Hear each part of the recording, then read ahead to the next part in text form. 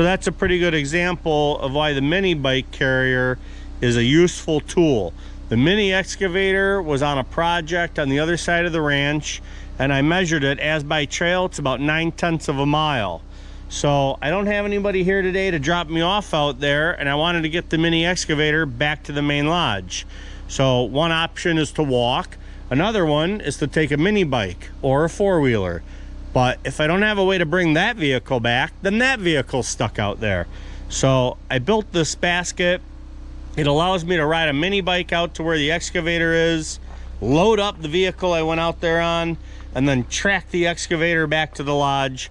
Let's see, it took me about 4 minutes to get there on the mini bike.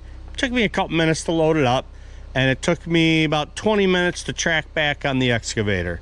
So, and again, importantly, now I don't have a mini bike or a four-wheeler off in the woods somewhere. So that worked out. That's a good tool. All right, let's clean this stuff up and put it away and go find something else to do.